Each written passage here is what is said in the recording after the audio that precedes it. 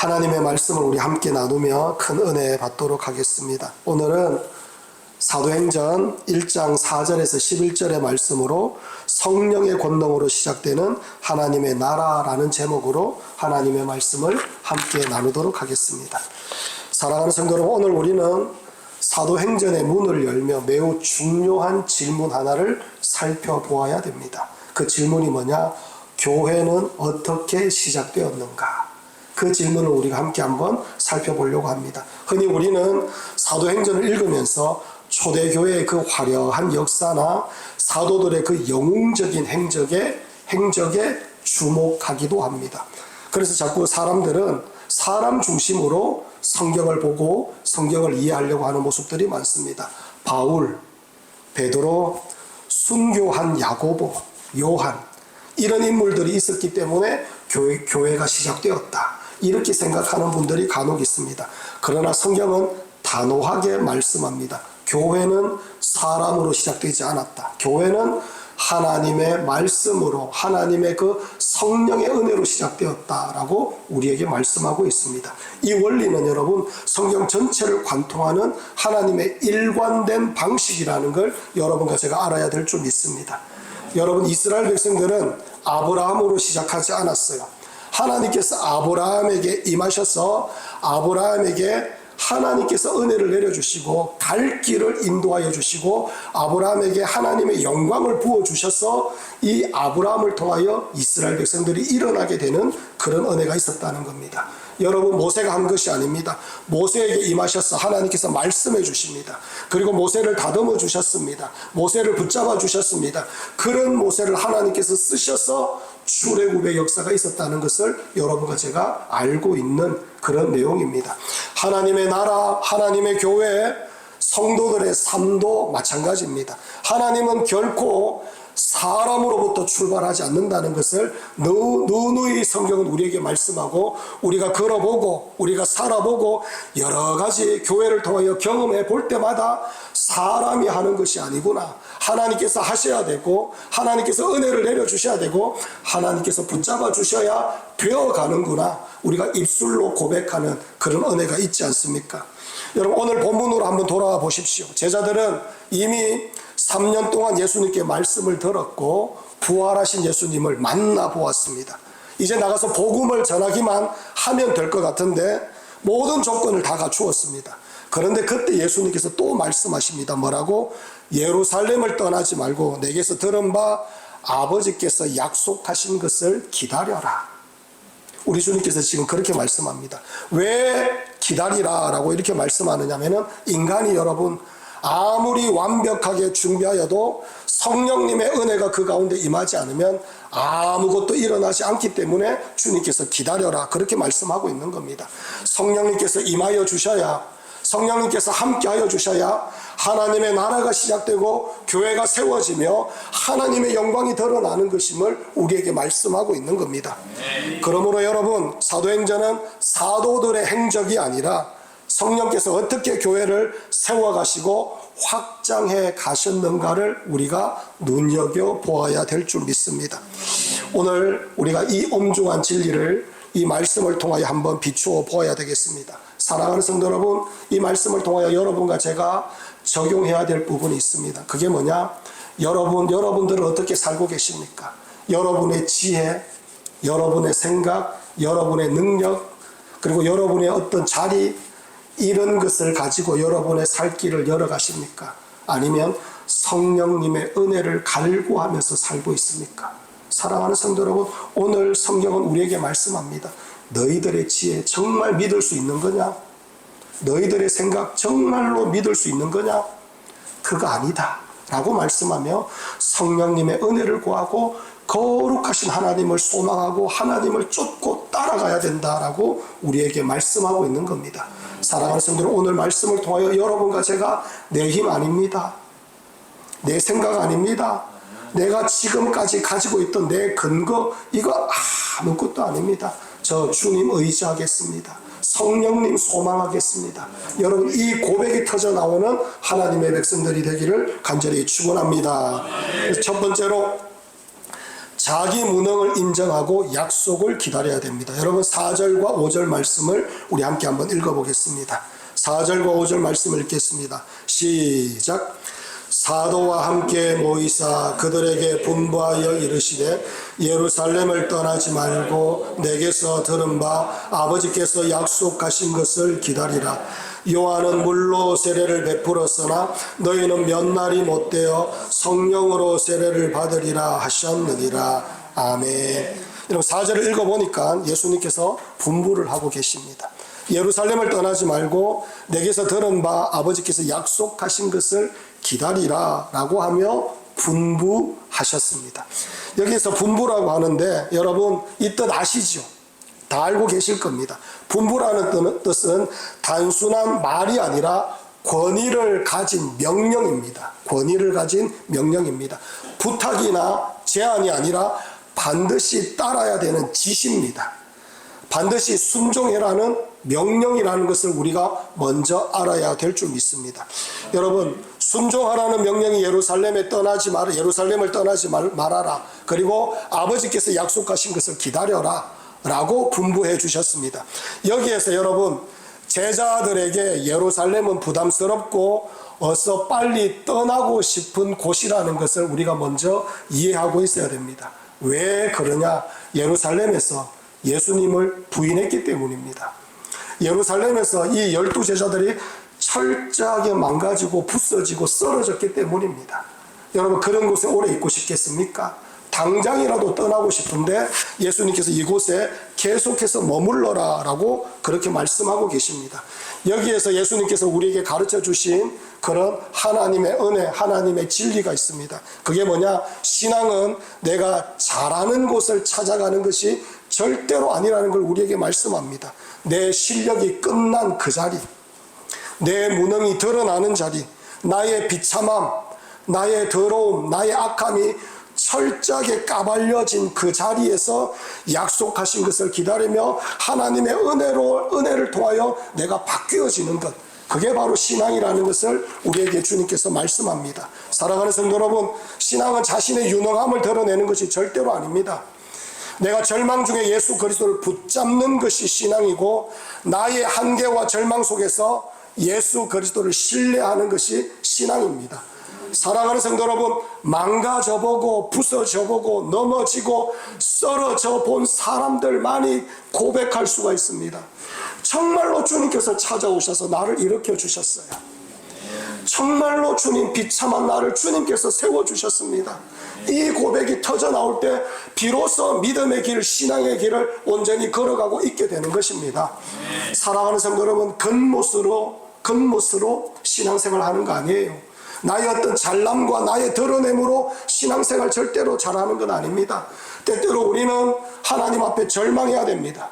여러분 절망해야 된다는 게 나를 하찮게 여기고 비참하게 여기라 그런 뜻이 아닙니다. 무능하며 하나님의 은혜가 아니고서는 나는 결코 살 수가 없습니다. 이 고백을 하나님 앞에 드릴 수 있는 그런 자들이 되어야 됩니다. 그게 하나님 앞에서 절망하는 겁니다. 나를 보며 절망하는 겁니다. 죄가 이렇게 얼마나 많은지 나를 보면서 절망하는 겁니다. 이리 걸어가도 저리 걸어가도 하나님 앞에 불순종하는 모습들이 얼마나 많은지 절망하고 또 절망할 때 주님의 손길이 있어야 되며 주님께서 붙잡아 주셔야 되며 주님께서 긍휼을 베풀어 주셔야 내가 살 수가 있습니다. 이 고백이 비로소 터져 나오는 겁니다. 사랑하는 성도 여러분, 많은 성도들이 자꾸 이런 말을 합니다. 내가 최선을 다했다, 내가 열심히 했다, 내가 수고했다 이러면서 자기를 자꾸 설득하고 사람들 앞에서 자기를 정당화시키려고 하는 모습들이 너무 많습니다. 그리고 자꾸 남 탓합니다. 누구 때문에 그리고 이런 환경 때문에 이런 여건 때문에 자꾸 남 탓을 하는 모습이 참 많습니다. 그러나 여러분, 신앙생활이 무엇인지 성경은 우리에게 끊임없이 주장하는데 남 탓할 것이 아니라 이렇다 저렇다 할 것이 아니라 그 거룩하신 하나님 앞에 내가 무익하며 아무것도 아님을 알고 그분 말씀이 떨어질 때 순종하는 것, 그분께서 은혜 주실 때 따라가는 것, 그분께서 손 내밀 때 그 손 붙잡는 것, 그분의 영광을 위하여 살겠다고 입으로 고백하며 내가 부족하지만 따라가 보려고 주님 앞에 매달려 보는 것, 이게 바로 성도들이 살아가는 삶의 모습이라는 것을 우리 주님께서 우리에게 말씀하는 겁니다. 사랑하는 성도 여러분, 순종하시기 바랍니다. 하나님께 순종하셔야 됩니다. 여러분의 잘남과 여러분이 할 수 있다는 그 대단한 그런 여러분들의 생각을 다 내려놓고, 저는 주님 쫓고 주님 따라가겠습니다, 순종하겠습니다, 이 고백이 하나님의 영광을 드러내는 지름길이 된다는 걸 여러분과 제가 믿고 알아야 될 줄 믿습니다. 여러분, 창세기 1장을 보면 빛이 있으라 하시니 빛이 있었다라고 말씀합니다. 물 가운데 궁창이 있어 물과 물로 나뉘라 라고 하니 그대로 되더라 라고 성경은 말씀합니다. 사랑하는 성도 여러분, 하나님께서 말씀하신 대로 되는 거예요. 하나님 말씀하시면 그 말씀이 이루어지는 겁니다. 그렇다면 여러분에게 주어진 그 하나님의 말씀에 여러분과 제가 어떻게 해야 된다는 겁니까? 순종하고 그 말씀을 정말로 믿고 의지하며 그 말씀을 붙잡고 나아갈 때, 순종하며 따라갈 때 참으로 나에게 주신 복된 말씀이 그대로 이루어지며 은혜 가운데, 내 삶 가운데 영광스럽게 그 말씀이 드러나는 은혜가 있다는 것을 우리에게 말씀하고 있는 겁니다. 사랑하는 성도 여러분, 여러분과 제가 순종해야 됩니다. 순종하시기 바랍니다. 기쁨으로 순종하시고 감사함으로 순종하는 그런 하나님의 백성들이 되기를 간절히 축원합니다. 사랑하는 성도 여러분, 많은 사람들이 이렇게 고백해요. 우리 집에 자녀가 이렇게 나를 힘들게 합니다. 남편이, 아내가 이런 소리를 하면서 힘들게 합니다. 여러분, 남 탓하지 말아야 되는 거 아시죠? 사랑하는 성도 여러분, 그게 아닙니다. 내가 순종하며 따라가면, 내가 순종하며 하나님을 바라보며 나아가면, 내가 순종하며 주님을 의지하며 나아가면 잠잠하게 하나님의 말씀과 은혜가 임하며 변하게 되는 겁니다. 사랑하는 성도 여러분, 순종입니다. 순종.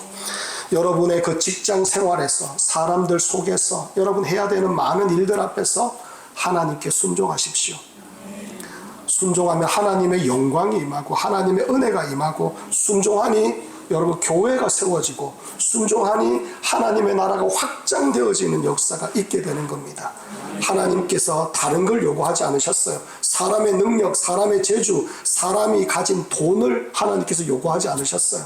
순종하여라, 이 말씀을 우리에게 주십니다. 사랑하는 성도 여러분, 여러분과 제가 하나님을 소망하며 하나님 앞에 순종하며 하나님을 따라가는 그런 하나님의 백성들이 되기를 간절히 축원합니다.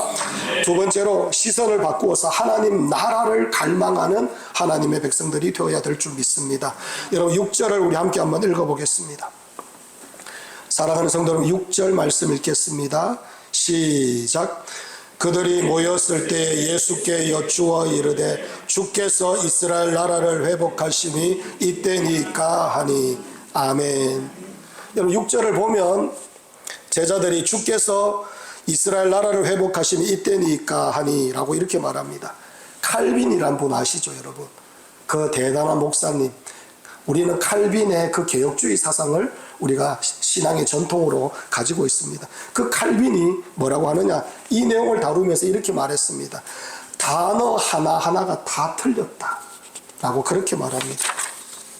어느 하나 제대로 맞는 것이 없다라고 그렇게 말합니다. 여러분, 예수님께서 지금 강조하시면서 말씀하시는 게 뭐냐? 하나님 나라를 말씀합니다. 이스라엘에 대해서 얘기해 본 적이 예수님은 없으십니다.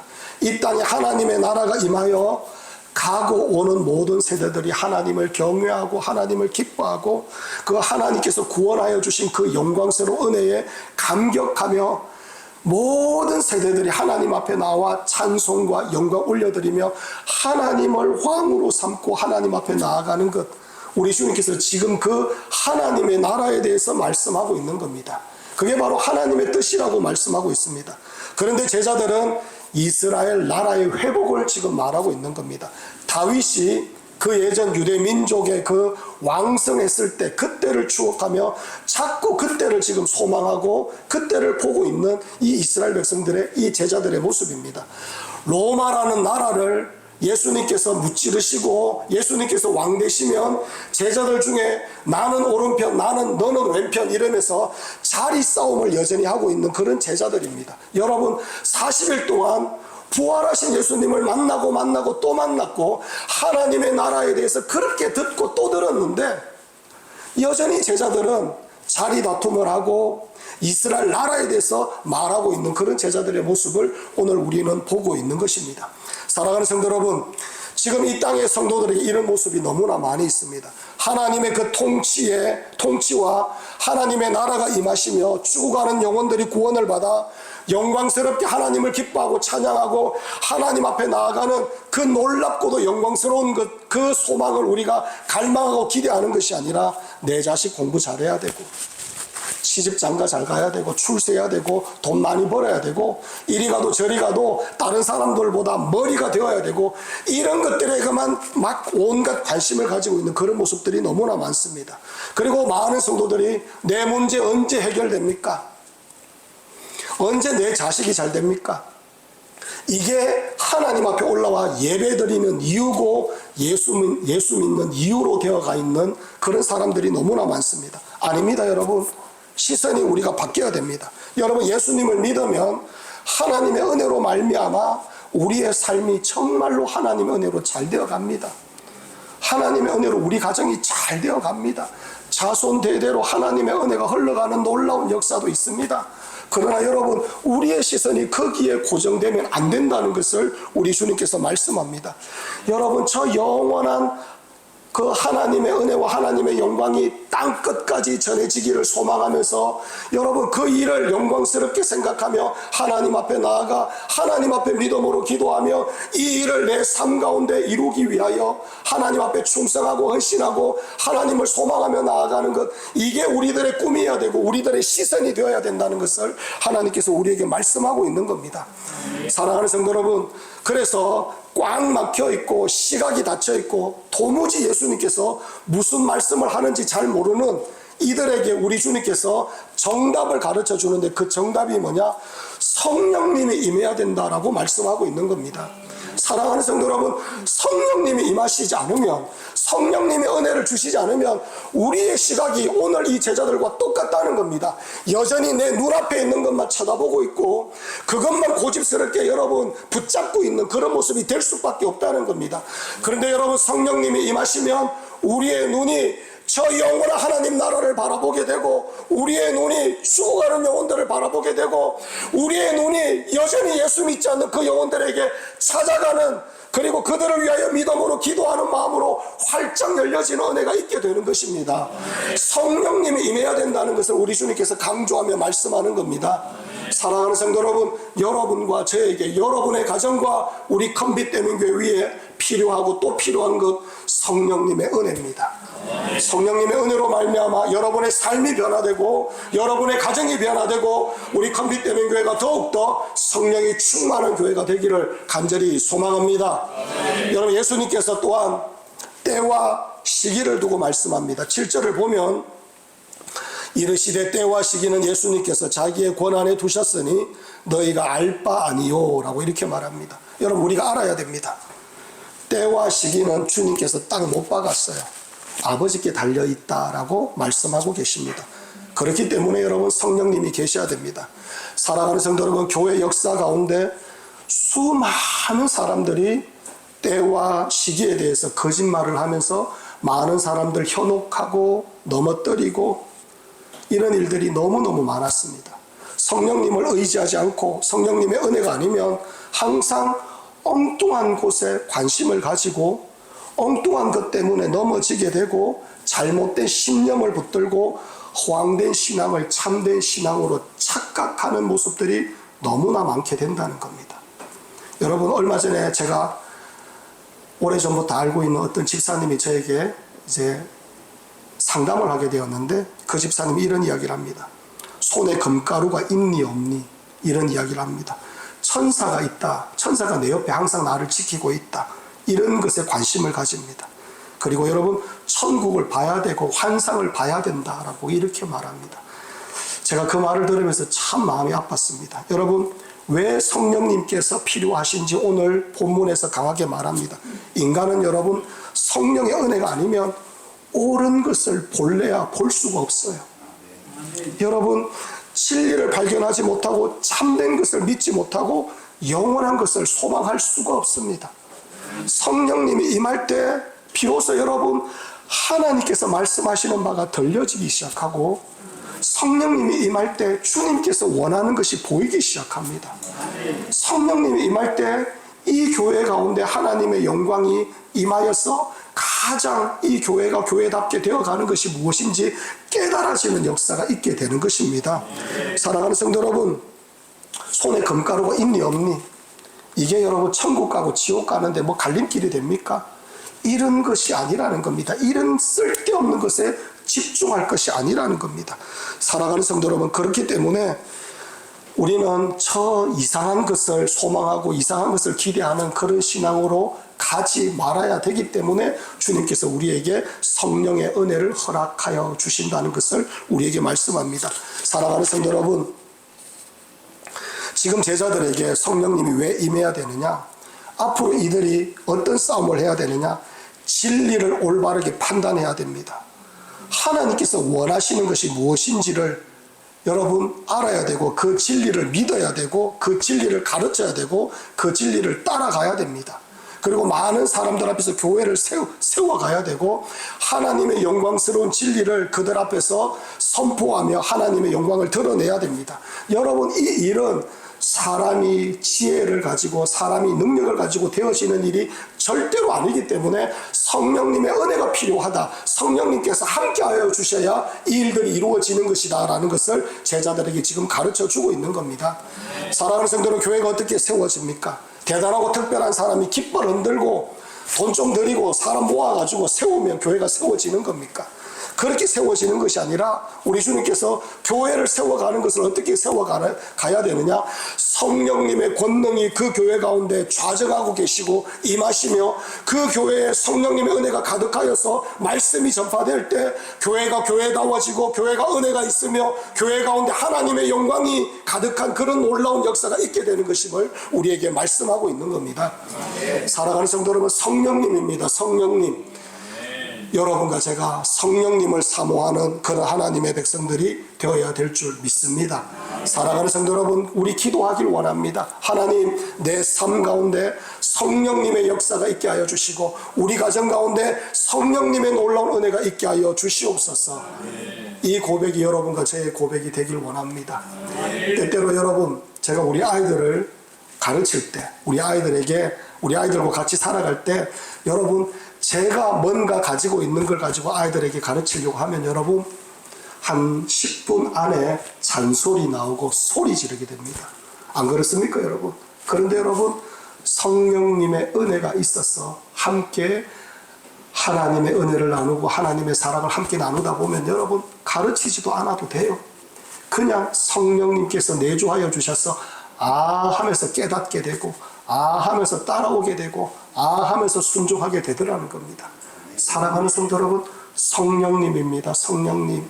여러분과 제가 성령님의 은혜를 크게 구하는 하나님의 백성들이 되기를 간절히 축원합니다.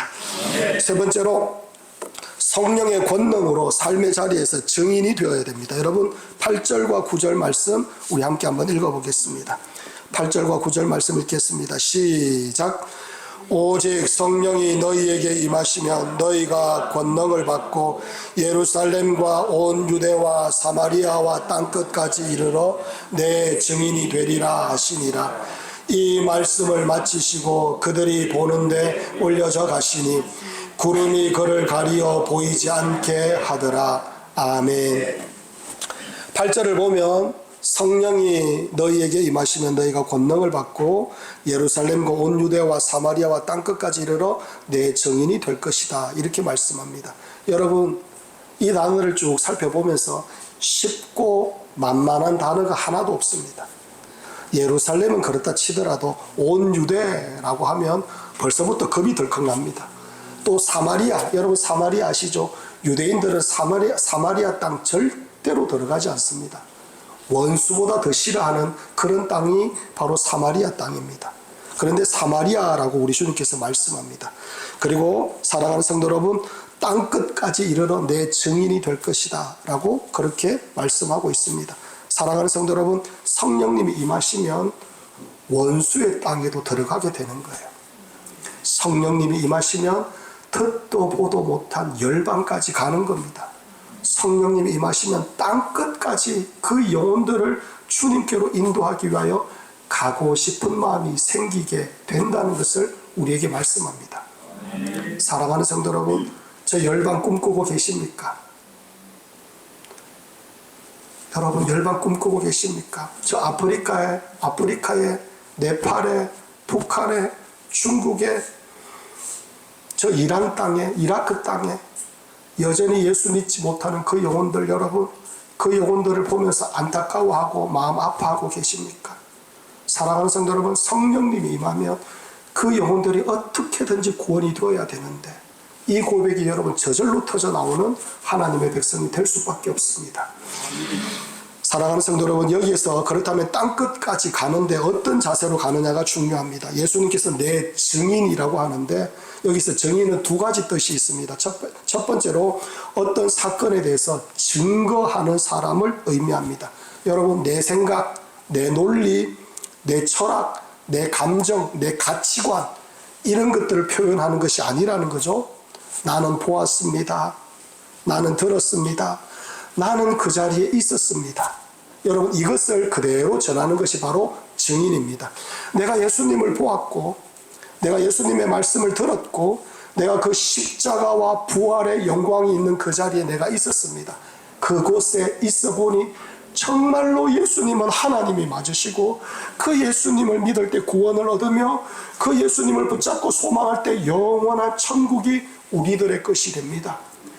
증인으로서 그것을 전하는 하나님의 백성이 되어야 된다는 겁니다.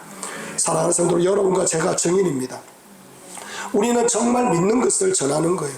예수님을 우리는 눈으로 보지 않았지만 더 분명하게 믿음으로 여러분과 저는 예수님을 보았어요. 믿음으로 예수님 말씀을 들었어요. 예수님을 믿었고 또 예수님께서 주신 영원한 천국의 소망을 우리는 정말로 예수님께서 주신 말씀으로 그 천국을 소망하며 믿고 있습니다. 그러니 여러분과 저는 증인입니다. 믿음으로 보았고 믿음으로 들었고 주님께서 주신 것을 전하는 증인이라는 겁니다.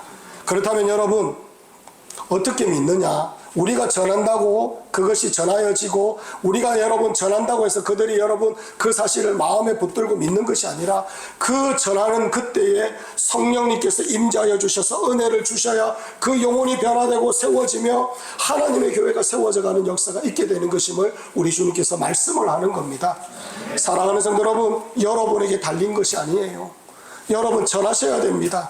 전하는 사람들마다 다 주님께로 돌아오는 건 아니겠지만은 전할 때 성령님께서 역사하여 주셔서 전할 때 그 영혼을 주님께서 붙잡아 주셔서 전할 때 그 영혼을 주님께서 어루만져 주셔서 주님께로 올라오도록 주님께서 만들어 가시니 여러분과 저는 전하는 자가 되어야 된다라는 것을 알아야 될 줄 믿습니다.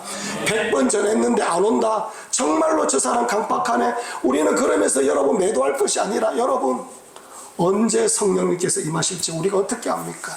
여러분 전하는 겁니다. 사랑하는 성도 여러분, 여러분들이 보았고 여러분들이 믿었고 여러분이 확신에 가는 그 놀라운 은혜를 전하시기 바랍니다. 여러분과 저는 증인이기 때문입니다. 증인의 두 번째 뜻이 있습니다. 증인은 순교자라는 뜻이 있습니다. 예수님의 그 십자가와 부활을 증거하는 삶을 살아갈 때에 순교자라는 각오로 전해야 됨을 우리에게 말씀합니다. 여러분 순교가 쉽습니까? 그런데 예수님은 처음부터 순교자라는 이 가치를 증인이라는 말로 선포하고 계십니다. 왜 그러냐 여러분? 순교를 감당할 만큼 너희들은 증인이 되어서 전해야 된다라고 이렇게 말하는데 복음이 그만큼 중요하다는 거죠. 복음이 중요하다는 거예요.